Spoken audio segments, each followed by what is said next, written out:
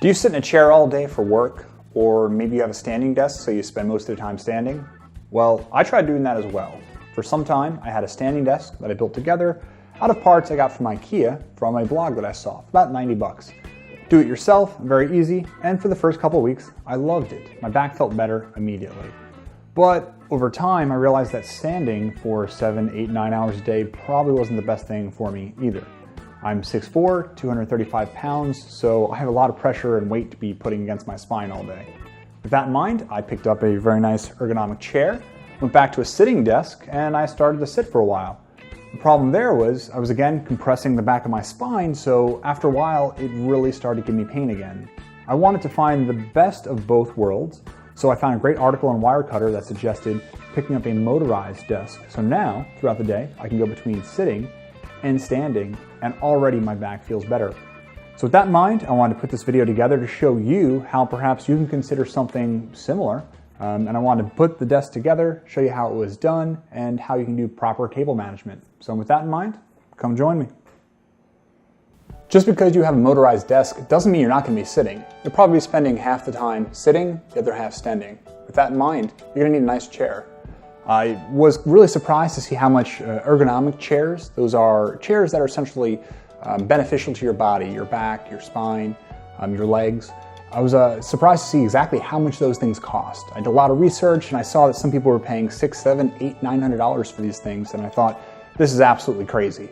But after buying some very cheap chairs that didn't quite do it for me, I realized there really was value in forking over the extra cash and getting something nice. So with that in mind, I picked up this from my local ergonomic store. You can either support your own local stores or perhaps find something on Amazon, but I will tell you they're worth every penny. So in this particular case, I had additional leather seating or padding put on here.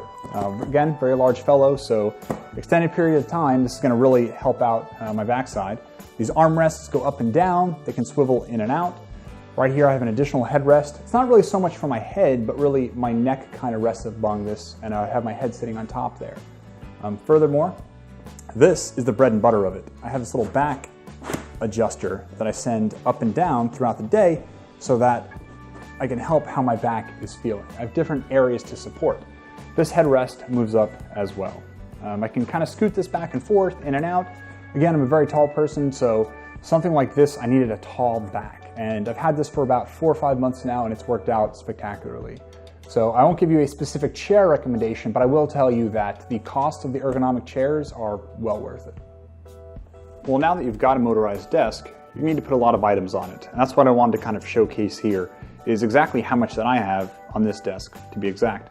So I've got an Xbox dev kit, a whole bunch of books to prop up the height so it's at a proper size for me.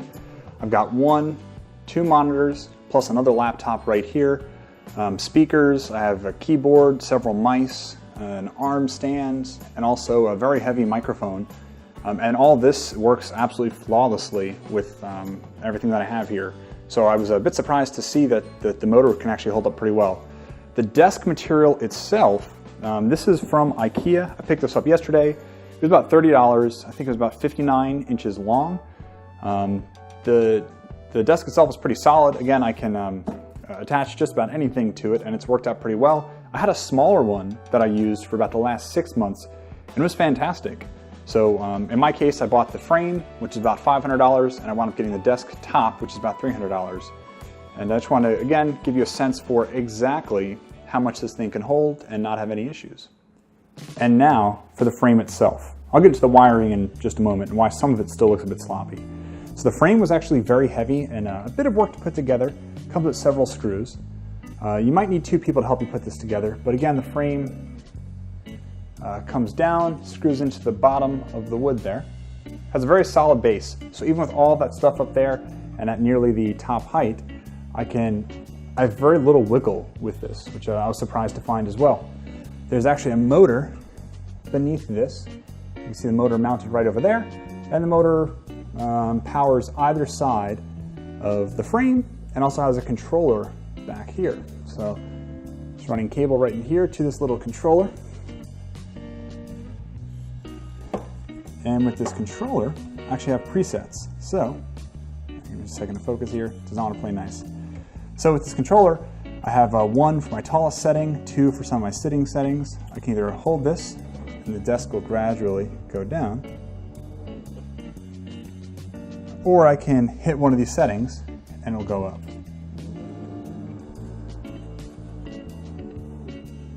To a pre-configured height. Again, I can hit back down, go to 2, and now it's at a seating position, or will be shortly. You just slide my desk over and I'm good to go. I'll go into all the wiring in just a moment too, but I kind of want to just highlight the desk itself for a moment. Now with that in mind, my chair comes over and I fit wonderfully. So now that we're beneath the desk, let's go over to how I have all this wired together. So some of it still kind of looks funky. I mean, you can see I have 2 power boxes still hanging here.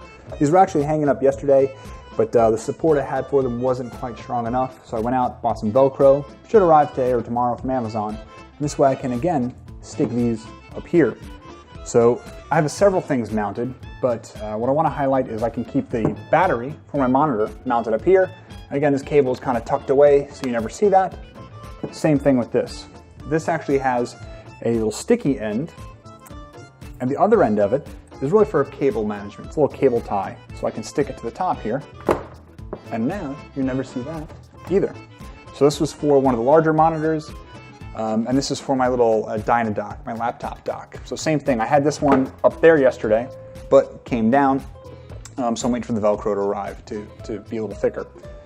Additionally, I have a little power strip up here. So when I had just a sitting desk, this was actually down there on the floor, but I wanted as few wires as possible coming down here. So all in all, when these are back up tomorrow, I'm only going to have 1, 2, 3 large threads of cables coming down, because I keep a lot of this saved up here by actually mounting a power wand up here, and now my monitors and everything else, my dev kits that have to get plugged in, can all get wired right through there. So you can get several pieces to help you make this easier, a lot of cable management tools. This right here is really just a sheath. It's kind of like a very thin nylon that allows you to wrap several cables together. So it's opened right here in the middle. What I can do is put several cables in there together, wire them in line, and then I have these little plastic ties, look like this. Again, Velcro. I can wrap it around, and now I've just got one long thin piece of sheath, when in reality there's probably about 5 or 6 cables running through here. Same thing for this, and again, down there.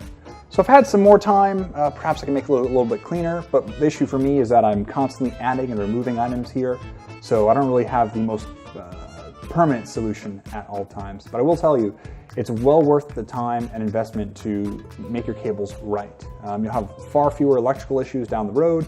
It'll be easier for you to add items in the future. And best of all, when people come in to see your office, you're gonna look a lot more professional.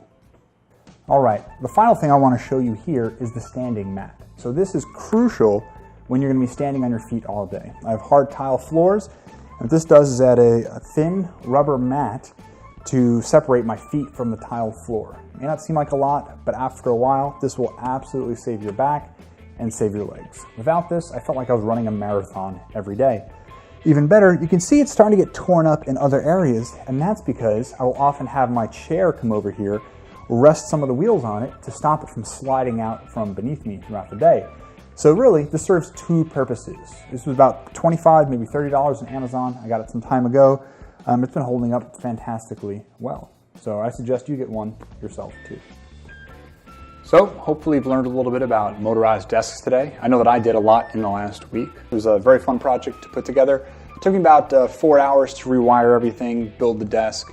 You're definitely gonna need some kind of, we'll say, hardware skills for this. You need probably a screwdriver to drill in some of the holes, maybe a measuring tape to find out if your table desk or top is gonna be long enough for you. But overall, I'm completely satisfied with it, and I would definitely suggest doing something like this in the future. If there was something I missed, or perhaps you know of a better tool, maybe a better way of managing these cables, let me know, and I'd love to better understand that. But in the meantime, I've got some work to do, so if you don't mind,